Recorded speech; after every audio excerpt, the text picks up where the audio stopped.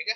अब आपका जो कंडीशन था फॉर नो टेंशन, ठीक है, कंडीशन फॉर नो टेंशन में सबसे पहला जो हम लोग का सेक्शन आता है, ठीक है, रेक्टेंगल सेक्शन। ठीक है, सबसे पहला जो सेक्शन आता है हम लोग का रेक्टेंगल सेक्शन। ठीक है, कंडीशन फॉर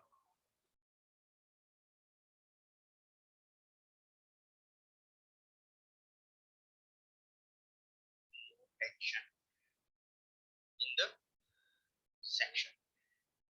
ठीक है, बेसिकली दो सेक्शंस हम लोग कॉलम में कंसीडर करते हैं डिजाइनिंग पर्पस से। पहला जो आता है वो आता है आपका रेक्टेंगुलर सेक्शन, रेक्टेंगुलर सेक्शन, और सेकंड जो आता है वो आपका क्या होता है, सर्कुलर सेक्शन। सबसे पहले हम लोग रेक्टेंगुलर सेक्शन की बात करते हैं।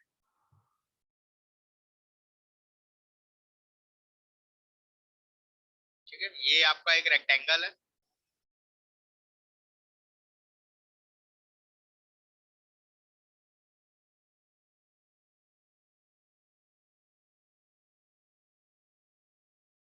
ये इसके एक्सेस होगा, that is Y and x.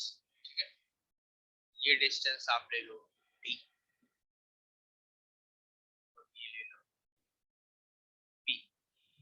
Clear? ठीक है, अब according to condition for no tension condition, for no tensile,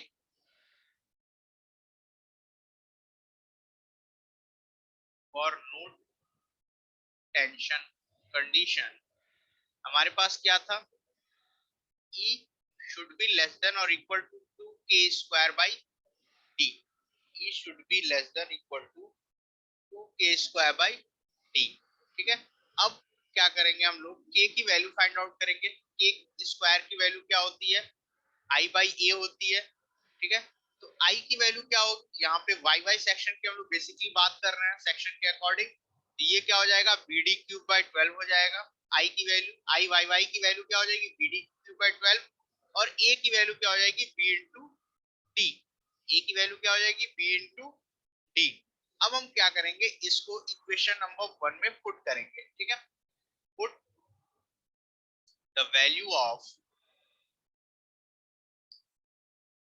i and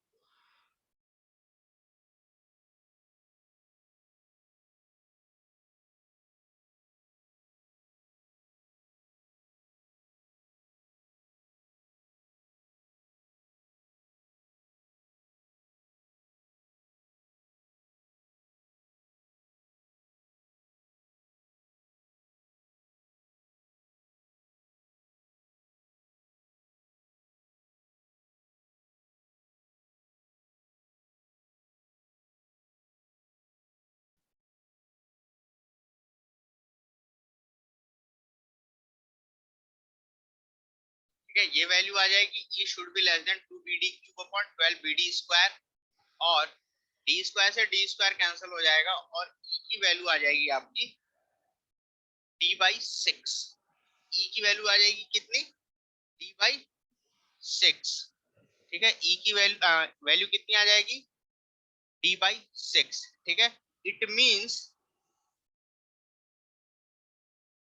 it means जो आपका रेक्टेंगुलर सेक्शन है, ठीक है, इस पर्टिकुलर एक्सिस से यहां तक की जो डिस्टेंस है वो कितनी है, d बाई 6 है। ये वैल्यू कितनी होनी चाहिए, d बाई 6 होनी चाहिए। और इस पर्टिकुलर एरिया में अगर हम लोग कोई भी लोड प्रोवाइड करते हैं, उस लोड की वजह से क्या होगा, टेंसाइल स्ट्रेस नहीं आएगा। ठीक है, वहां पे सिर्फ कंप्रेसिव स्ट्रेस आएगा। नाउ एक और आता है कि सिर्फ हम लोग पर्टिकुलर एक साइड की बात कर रहे हैं। ठीक है, सिर्फ हम लोग अभी बात कर रहे हैं राइट साइड पे। ठीक है, ठीक है, आपकी स्क्रीन के राइट साइड पे। लेकिन अगर हम इस पर्टिकुलर को लेफ्ट साइड तक भी लाते हैं तो दैट इज क्या हो जाएगा, डी बाई 6 हो जाएगा। ये भी तो डी बाई 6 होगा। इट मींस यहां से ये चीज डेवलप होती है कि अगर हम लोग total distance, total distance for no tensile stress की बात करें तो E is equal to times of D by 6, और is equal to E, total distance is equal to 2E is equal to 2 into D by 6 और D by 3, ठीक है, और D by 3। It means D by 3 के area में, D by 3 के area में जितने भी आपके, ठीक है, जितने भी आपके फोर्सेस लगेंगे वो आपका क्या होगा, वो आपका क्या प्रोड्यूस करेगा, no tensile stress zone produce करेगा।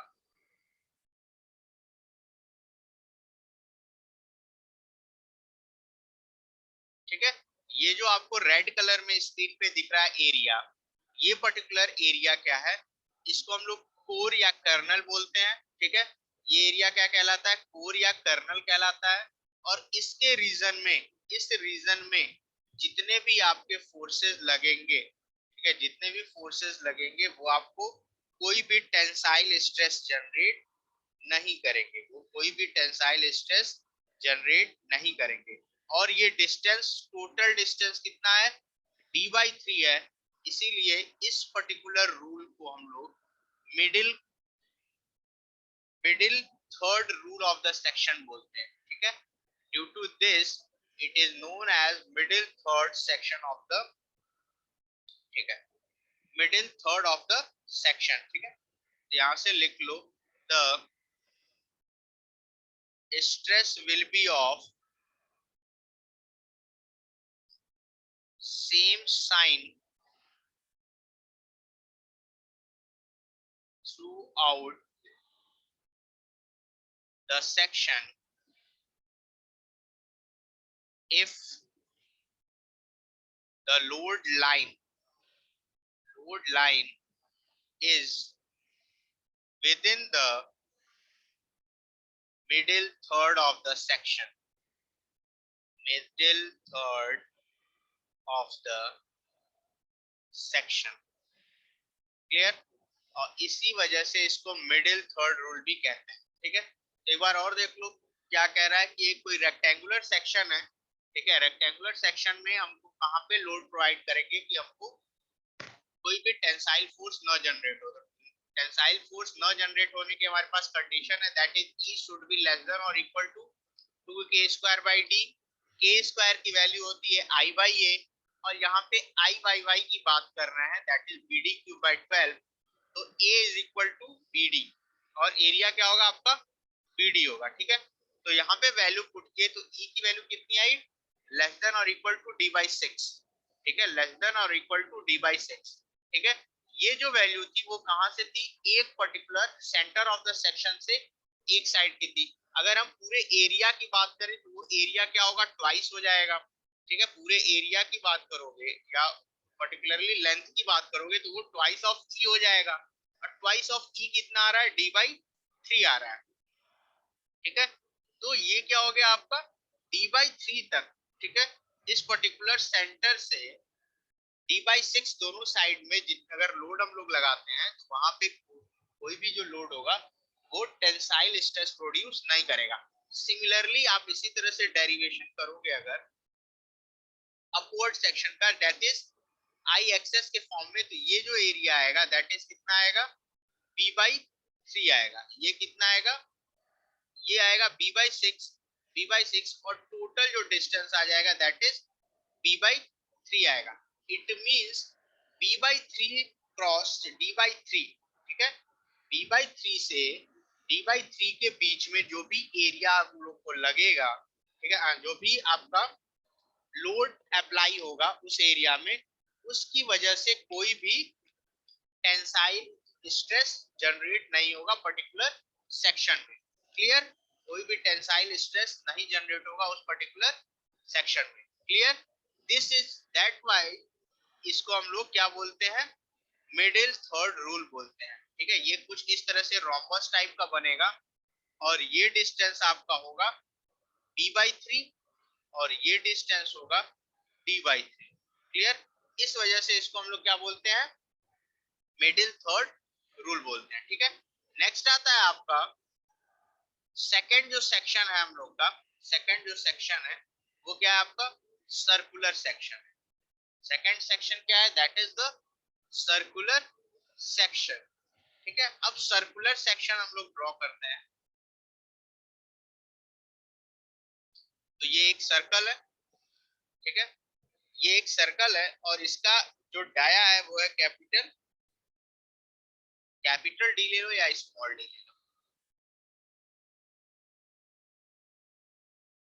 यहाँ लिख देते हैं कैपिटल डी स्मॉल डी, ठीक है, और इसके एक्सिस जो है इस तरीके से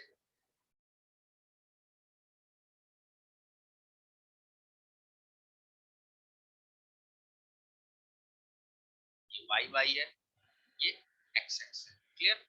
तो अब सेम चीज for no tension in the section, for no tension in the section आपका E should be less than equal to 2k square by t, or we can write as E should be less than 2I by a into d, ठीक है। And I की value कितनी होती है आपकी, I की value कितनी होगी, पाई d पे पावर 4 by 64, पाई d पे पावर 64, और A की वैल्यू कितनी होगी, pi by 4 d square, A की वैल्यू कितनी होगी, पाई बाई 4 d स्क्वायर। इस इक्वेशन को हम लोग क्या पुट करेंगे आपके इक्वेशन नंबर 1 में, put the value of put the value of I and A in equation 1, we get E should be less than 2, I की वैल्यू कितनी है, पाई बाई 4, पाई d पे पावर 4 अपॉन 64, ठीक है, into पाई d square into d, और 4 क्या हो जाएगा आपका ऊपर चला जाएगा, ठीक है। अब इसको सॉल्व करेंगे, इसको सॉल्व करेंगे तो ये वैल्यू आपकी आ जाएगी 2d square upon d into 16, और ये वैल्यू आ जाएगी आपकी 2 d/8, ये वैल्यू कितनी आ जाएगी आपकी d/8। इट मींस अगर हम लोग particular centre of the circle से d/8 तक, ठीक है, ये E जो वैल्यू है ये कितनी आ रही है, d/8 तक अगर हम कोई भी लोड लगाते हैं तो इसमें क्या होगा, कोई भी टेंशन डेवलप नहीं होगा, ठीक है, कोई भी टेंसाइल फोर्स डेवलप नहीं होगा। अब सिमिलरली सेम चीज क्या करेंगे, अगर एरिया की बात करेंगे तो यहाँ पे क्या होगा, इस तरह से एक सर्कल जनरेट होगा, ठीक है, इस तरह से एक सर्कल जनरेट होगा, और ये भी डिस्टेंस क्या होगा, E होगा। तो यहाँ पे टोटल जो डिस्टेंस आ जाएगा वो क्या आ जाएगा, d/4 आ जाएगा, ठीक है। तो यहाँ पे हम लोग टोटल डिस्टेंस की बात कर लेते हैं, दैट इज टोटल डिस्टेंस। तो क्या हो जाएगा आपका, ट्वाइस ऑफ E हो जाएगा, इक्वल टू 2 इंटू d/8 हो जाएगा, और इज इक्वल टू d/4, ठीक है, ये क्या हो जाएगा, d/4 के इक्वल हो जाएगा। इट मींस कि d/4 के रेडियस में, d/4 के डाया में हम कोई भी लोड अप्लाई करेंगे वो क्या करेगा, टेंसाइल स्ट्रेस नहीं प्रोड्यूस करेगा कॉलम में, ठीक है। d/4 के एरिया में कोई भी स्ट्रेस अगर हम लोड अप्लाई करते हैं तो वो क्या करेगा, टेंसाइल स्ट्रेस नहीं प्रोड्यूस करेगा। एंड दैट्स व्हाई इसको हम लोग क्या बोलते हैं, middle fourth of the section बोलते हैं, ठीक है। तो लिख लो, in order that tension is not developed,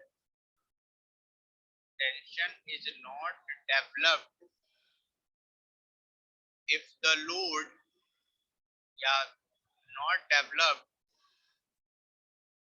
the load must fall, the load must fall within the middle fourth of the section, with in the middle fourth of the section. Clear? तो ये था आपका middle fourth और middle third rule. Clear? तो देखो basically अब यहाँ question आता है सिर्फ सर हम लोग रेक्टेंगल और सर्कुलर क्रॉस सेक्शन की बात क्यों कर रहे हैं, तो सिर्फ इसलिए बात कर रहे हैं कि कॉलम आपका बेसिकली दो सेक्शन के लिए ही डिजाइन होता है, रेक्टेंगल और सर्कुलर।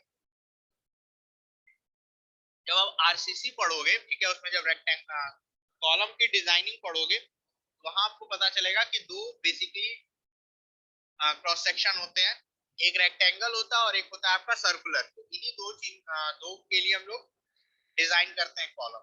क्लियर? तो इसीलिए हम लोग सिर्फ दो सेक्शन का नो टेंशन कंडीशन पढ़ते हैं, that is rectangular and circular condition. तो रेक्टेंगुलर सेक्शन के लिए जब हम पढ़ते हैं तो हमारे पास क्या आता है, मिडिल थर्ड रूल आता है सेक्शन का, और जब सर्कुलर सेक्शन की बात करते हैं तो हमारे पास middle fourth that is middle quarter of the section का रूल आता है। क्लियर? तो यहाँ ये आपका लास्ट टॉपिक था पर्टिकुलर इस फोर्थ यूनिट का। ठीक है, ये आपके फोर्थ यूनिट का लास्ट टॉपिक था। क्लियर?